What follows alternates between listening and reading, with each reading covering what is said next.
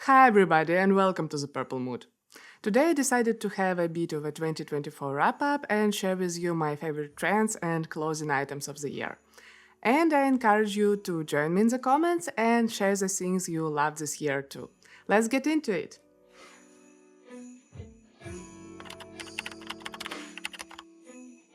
I'd like to start with a trend that may seem quite classic and boring, but it's just because it's a really broad one: the full and midi skirts. While it's a completely natural and hardly surprising pendulum swing after the recent boom of micro minis, which are anyway still there too, I myself haven't been wearing a lot of such skirts for a good couple of years now, so I was happy to be reminded of them. My personal favorites for now are this gorgeous pleated moment, which I talked a lot about in a previous thrift haul, and my grandma's A-line leather skirt, which I left in my hometown 4 years ago for some totally unknown reason and just got back this fall. While my two examples are already quite different from one another, the actual variety is way beyond that. There are tons of options in different materials, colors, patterns, and silhouettes, including some extra trendy ones like bubble skirts, or more classic but still quite hot like plaid or leather ones. So I believe there's definitely one for everybody, especially given how convenient and cozy these skirts are for the colder part of the year. By the way, I've included this leather number in the Winter Trends and Outfits video, which is going to come out early next year, so stay tuned for that if you're interested. And it actually looks like another two of my favorite trends of the year are also quite classic: leopard print and big fur coats. Though there's nothing groundbreaking about any of them, every peak of popularity usually brings a bunch of fresh and new styling ideas for even most basic pieces, and these two are quite far from basic. What's to the leopard print? I'm quite an old fan of the animal print in general, so I was happy to turn my eyes to this particular one and thrift a couple of leopard pieces. Unfortunately, I haven't yet been able to get enough wear out of the beautiful leopard pants I'd shown in one of the previous thrift hauls, as my size fluctuated a bit this fall. But right before our summer trip to France, I thrifted a ruffled leopard skirt and practically lived in it not only during the trip itself, but pretty much until the weather finally got cold in October. So, yet another time, leopard print proved to be quite versatile and easy to style. Speaking of styling, one of the fresh ideas I noticed lately is to combine it with the bold and bright colors like red, green, or purple, and I'm very eager to try it out. What's to the fur coats? The bigger the better. I started getting into them a couple of years ago, and I'm almost ashamed I haven't thrifted any yet. I enjoy all kinds of them, from natural looking to bright and crazy, shorter, all the way to the ground. And I'm actually a very lucky one, as my grandma was so generous to agree to hand me down her old brown maxi fur coat from the 90s, and my mom is bringing it over this holiday season.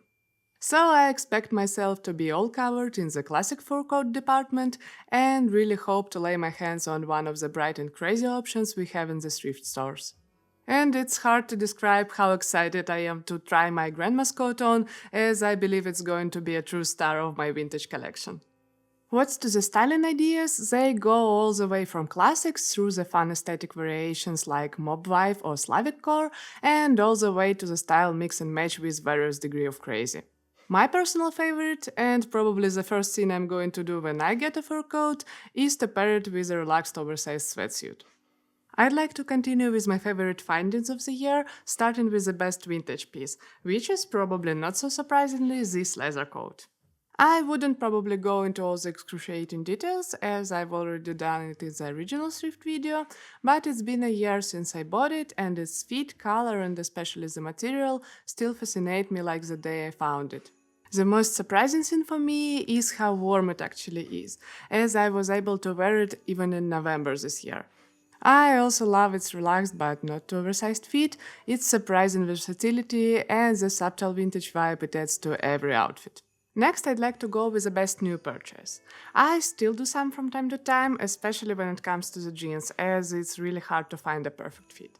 And this year is this gorgeous extra wide leg pair. Technically, I've chosen it as a birthday present from my mom, and honestly, part of me wasn't really sure I'm going to pull off the scene all the high schoolers around are wearing. But I've actually fallen in love with them the exact moment I've put them on, and have been drawn to them for any appropriate occasion ever since. I really like their color and thick material and the distinct vibes their shape bring into any outfit. And while I quite agree with all the fashion sources actively predicting the skinny jeans comeback and even wear mild skinnies from time to time these days, I don't expect this pair to get less popular, at least in my wardrobe in the upcoming year.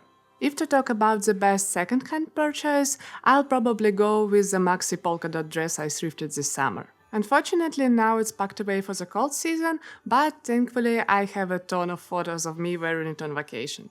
I love its relaxed but not very common silhouette, soft beautiful color, and the thin material which makes it perfect for the heat.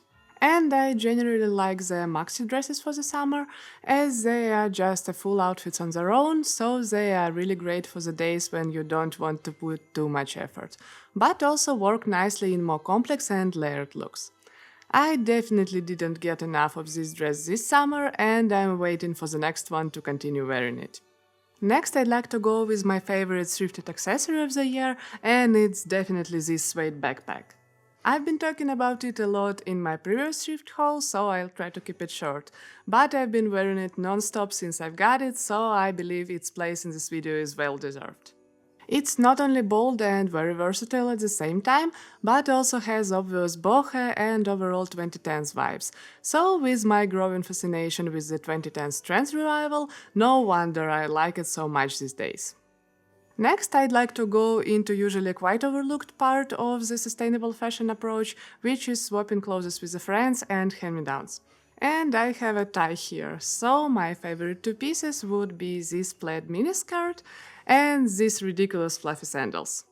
I've been risky enough to pack these sandals as an alternative pair of shoes for the summer vacation. And despite the relative craziness of this idea, given the fact we usually spending most of our trips walking around by foot, it actually played out really well. Of course, I wouldn't recommend it to anyone who's not accustomed to wearing almost only platforms, but besides two clumsy falls on the first day, they turned out to be a nice walking pair. And their funky fluffiness was not only setting the mood for even the simplest outfits, but also kept my feet warm and cozy, which was a huge bonus for the Normandian summer weather. What's to the miniskirt, I was very happy to get it as it really speaks to my younger alternative self. And though my style definitely got more versatile since then, I still enjoy a good edgy moment and really like black and red plaid. I may not wear it very often, as the miniskirt is not the easiest thing to pull off and you almost always take your short-legged dogs with you, but I was definitely missing something like that in my wardrobe. Alright, that's all I have for today. Thank you so much for watching and I wish you a wonderful new year. If you enjoyed this video, please leave a like and subscribe for more fun and inspirational fashion content. See you in 2025!